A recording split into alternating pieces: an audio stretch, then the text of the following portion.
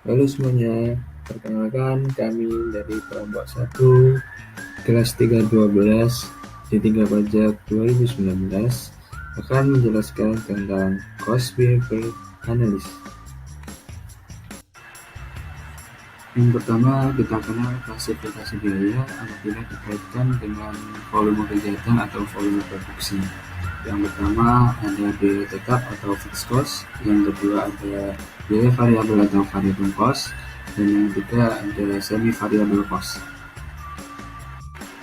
Fixed cost atau biaya tetap adalah biaya yang secara total tidak berubah meskipun volume produksi bertambah atau berkurang. Biaya variabel atau variable cost adalah biaya yang secara total berubah-ubah secara proporsional sesuai dengan perubahan volume atau perubahan aktivitas. Semi-variable cost atau biaya semi-variabel adalah biaya yang memiliki unsur biaya tetap dan biaya variabel. Baik, kita sekarang masuk tentang analisis biaya. Jadi dalam analisis biaya hanya biaya tetap dan biaya variabel yang dapat dianalisis. Sedangkan untuk biaya semi variabel harus dipisahkan terlebih dahulu menjadi biaya tetap dan biaya variabel agar bisa dianalisis. Nah, dalam memisahkan biaya variabel ada 3 metode yang dapat digunakan. Yang pertama yaitu metode high and low point, yang kedua ada metode scatter graph, yang ketiga ada metode least squares. Baik, untuk metode pemisahan semi variable cost yang pertama ada high and low point, di mana dari data yang ada kita cari terlebih dahulu biaya listrik yang terendah dan tertinggi. Di data ini ada 1000 untuk yang tertinggi dan 400 untuk yang terendah.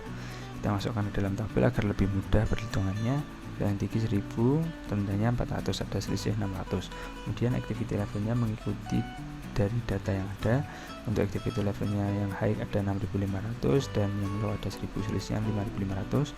Untuk kemudian variable rate-nya ini menggunakan data selisih yang sudah ada tadi, di mana selisih cost yaitu 600 dibagi dengan selisih activity level 5500, hasilnya adalah 0,109. Nah, 0,109 nanti digunakan untuk mencari variable cost, di mana variable cost dapat dicari dengan rumus activity level yang di sini yang high 6500 dikalikan dengan 0,109, kita masukkan ke high juga. Kemudian variable costnya udah ketemu 1709. Nah, ini total costnya 1000 dikurangi 709, hasilnya fixed costnya 290,91. Begitu pula untuk yang low juga perhitungannya seperti itu. Kemudian metode yang kedua ada scatter graph, di mana kita menggunakan scatter graph, kita menggunakan bantuan Microsoft Excel ya biar mudah. Kita masukkan datanya saja, nanti otomatis akan muncul scatter graph seperti ini. Kemudian cara yang ketiga adalah menggunakan metode least squares. Sebenarnya rumusnya untuk mencari fixed cost kan harus mengetahui B-nya terlebih dahulu atau variable rate-nya.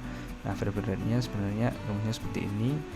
Saya jabarkan ke dalam tabel agar lebih mudah perhitungannya. Nah, di sini kita mencari B-nya yaitu ketemu 0,101471 itu dari total kolom 6 yaitu Y min Y rata-rata dikali X min X rata-rata. Nah, di sini ada sigma berarti total 3.450.000 ini dibagi dengan kolom 5 ini ada sigma X I min X rata-rata kuadrat, rumusnya sama, kolom 6 dibagi kolom 5 hasilnya ini. Kemudian untuk fixed costnya tinggal membalik rumus Y sama dengan A plus B X rata-rata.